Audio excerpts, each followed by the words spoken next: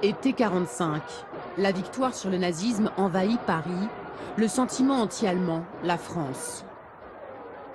Pourtant, c'est bien avec eux qu'il va falloir se réconcilier pour une paix durable. La question va se poser assez rapidement de qu'est-ce qu'on peut faire pour ne pas répéter en grande partie la sortie de guerre allemande échouée de 1918.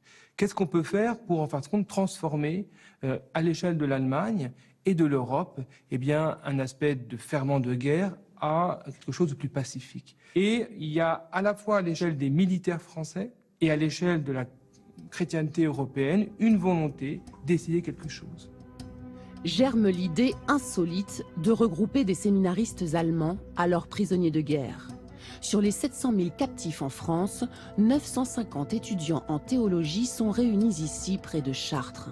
Un an après la libération, s'ouvre le séminaire des Barbelés. On a ici une expérience unique parce que c'est un petit milieu, donc c'est une minorité parmi l'ensemble, et en même temps, elle va faire un exemple extraordinaire de ce qui peut être produit quand il y a une volonté politique qui s'affirme, à savoir utiliser la captivité pour faire autre chose, pour faire de l'allemand un homme meilleur et un petit peu le racheter par la foi. Mais qui pour encadrer ce séminaire? Les autorités françaises s'accordent sur un prêtre francophile et pacifiste, aumônier des prisons sous l'occupation, qui accompagna jusqu'au bout les fusillés, qu'ils soient chrétiens ou non. Il s'appelle l'abbé Franz Stock, un Allemand donc. C'est un Allemand, mais c'est un Allemand dont on sait que c'est pas un Boche, si vous voulez. Il est là et en fin de compte, il fait advenir un possible qui sans doute sans lui ne serait pas advenu.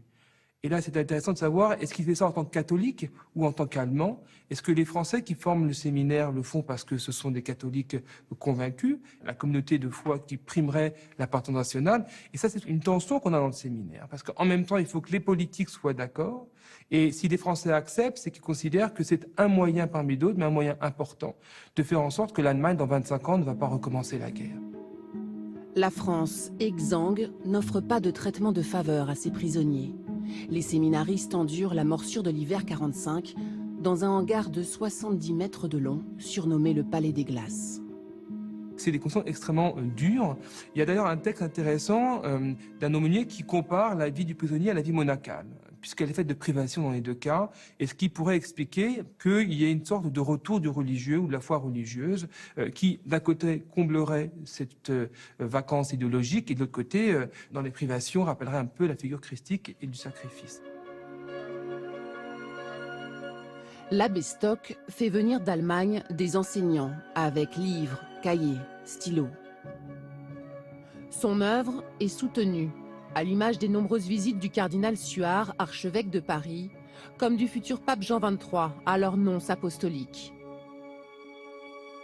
Si l'enjeu est spirituel, il est aussi politique.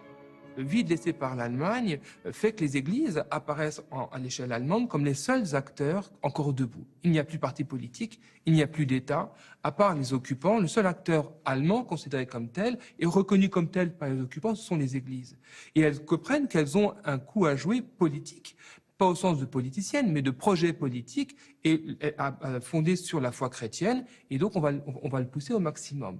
Et donc, dans ce cadre-là, le séminaire des Barbelés est un des éléments qui permettra de faire revenir ces fameux Allemands dans la bergerie, mais il faut que la bergerie porte une croix, en l'occurrence une croix catholique.